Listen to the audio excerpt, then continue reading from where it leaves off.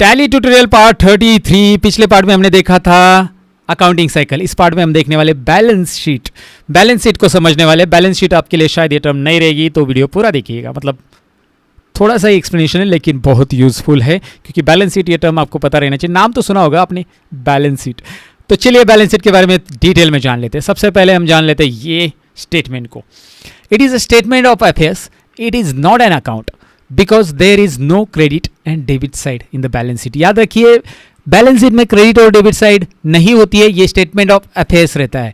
It is not an account. याद रखना है ये सेंटेंस को, ये अकाउंट नहीं है। बैलेंस शीट में क्रेडिट डेबिट साइड बिल्कुल नहीं होती है, ये स्टेटमेंट ऑफ अफेयर्स रहता है। क्योंकि बैलेंस शीट के अंदर क्रेडिट डेबिट नहीं, वहाँ पे दो साइड होती है। In balance sheet there are two sides, liability and assets. Left hand side shows the liability and right hand side shows the asset. वहाँ पे दो साइड रहती है बैलेंस शीट में।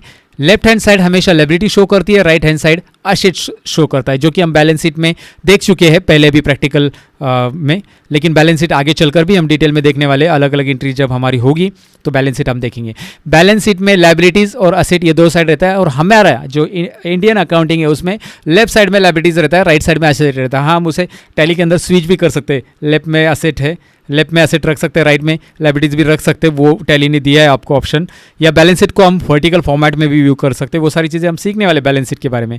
फिलहाल बैलेंस शीट ये याद रखना है कि ये लायबिलिटीज और असेट से बना रहता है, और आगे चलकर देखेंगे क्या है इसके बारे में। और यहाँ पे देखिए नेक्स्ट सेंटेंस है, the balance sheet is last step of our account.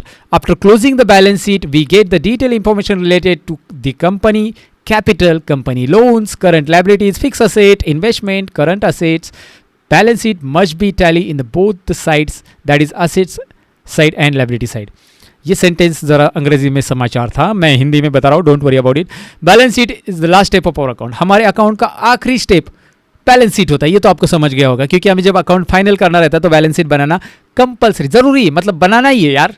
Okay, after closing the balance sheet we get the detail information related to the company capital. हमारी कंपनी का कैपिटल का डिटेल इंफॉर्मेशन मिलता है। Company ने loan कितना लिया है, liabilities मतलब करंट लायबिलिटीज भी आता है उसमें, लोन लायबिलिटीज भी आता है, ये सारी चीज़ें पता चलती है। फिक्स असेट भी पता चलता है, हमारे इन्वेस्टमेंट के बारे में हमें पता चलता है, हमारे करंट असेट्स के बारे में भी हमें पता चलता है। So balance sheet must be tally both the side. Balance sheet में देखिए आप को बैलेंस शीट टैली होने से ये पता चलता है कि आपने बिजनेस में जितना भी पैसे लाया है उसका प्रॉपरली एसेट साइड में वो दिखा रहा है, डेबिट साइड में, डेबिट नहीं एसेट साइड में वो दिखा रहा है। मतलब लायबिलिटी साइड में जितना अमाउंट है उतना एसेट साइड में रहना चाहिए। ये टैली होना चाहिए। टैली है तो आपकी प्रॉपर एंट्रीज आपने हर एक एंट्रीज पास की बिजनेस के अंदर की। अगर आपने कोई एंट्री छोड़ दी है तो ये टैली होने वाला नहीं है। इसके लिए एडजस्टमेंट एंट्रीज बहुत ज़रूरी होती है, और ये बैलेंस शीट के पहले, ठीक पहले एडजस्टमेंट एंट्रीज ही की जाती है। अकाउंटिंग साइकिल में मैंने समझाया था, पार्ट 31 में जो अकाउंटिंग साइकिल 32 में अकाउंटिंग साइकिल हमने देखा था, उसमें मैंने समझाया था कि भाई हम बैलेंस शीट के पहले एडजस्टमेंट एंट्रीज करेंगे, उसके बाद बैलेंस शीट हमारी रेडी हो जाएगी। क्योंकि हमारे जो भी एंट्रीज में कुछ भी प्रॉब्लम आ रहा है वो सब एडजस्टमेंट एंट्रीज सॉल्व करता है, और उसके बाद ही हम बैलेंस शीट प्रिपेयर करते हैं। लेकिन बैलेंस शीट बनाते क्यों, इसके फायदे क्या है, राइट? तो देखते हैं यहाँ पे उसके बेनिफिट्स देखते हैं। On the basis of balance sheet company manager take the proper decision about their company. Company manager अपनी कंपनी के बारे में डिसीजन ले सकता है कि भाई कंपनी का ग्रोथ मतलब कैसे, एवरीथिंग इज गोइंग प्रॉपरली और नॉट। बैलेंस शीट की वजह से ही आपको पता चलता है। अगर बैलेंस शीट मेंटेन है तो ही पता चलेगा कि कंपनी बैलेंस मतलब है, क्योंकि जितने लायबिलिटीज़ है, जितने पैसे देने हैं उतने आपके पास असेट्स अवेलेबल रहने चाहिए। नहीं तो आपको पैसे देने बहुत ज़्यादा बाकी है, बैलेंस शीट टैली नहीं हो रहा है, असेट्स कम है, तो फिर company manager can understand, like accountant can understand कि भाई कुछ तो गड़बड़ है। Okay, we can open new branches और new plant of our company on the basis of balance sheet. Balance sheet proper manage किया गया है तो आप अपनी कंपनी का नया ब्रांचेस भी ओपन कर सकते हैं, राइट?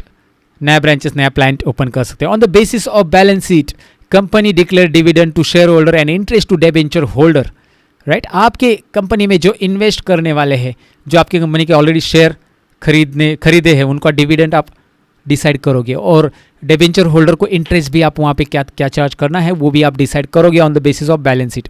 याद रखिए, जिन्होंने आपकी कंपनी के शेयर खरीदे उनको क्या शेयर मिलना चाहिए, कितना डिविडेंड मिलना चाहिए, मतलब वो आप डिक्लेयर यहाँ पे कर सकते हैं बैलेंस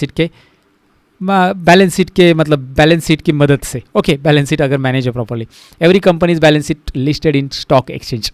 तो आपकी कंपनी अगर आपको स्टॉक एक्सचेंज में आगे चलकर लिस्टेड करनी है, और तो आपको बैलेंस शीट बनानी है। और स्टॉक एक्सचेंज में लिस्टेड करने के क्या फ़ायदे होते हैं, ये आगे चलकर कभी और थ्योरेटिकल पार्ट में देखेंगे, क्योंकि वो भी एक बड़ा पोर्शन है। फिलहाल तो बैलेंस शीट के बारे में मैंने इस पार्ट में आपको बता दिया, और हमने अकाउंटिंग साइकिल भी जाना। 32 33 पार्ट थोड़ा सा थ्योरेटिकल था, प्रैक्टिकल बढ़ेंगे आगे के कुछ प्रैक्टिकल लेक्चर्स के बाद। फिर से हम कुछ और थ्योरेटिकल अकाउंट के पार्ट्स लाएंगे जिसमें कुछ और अकाउंटिंग सीखेंगे। राइट गाइज, मिलते हैं अगले पार्ट के अंदर। Bye bye.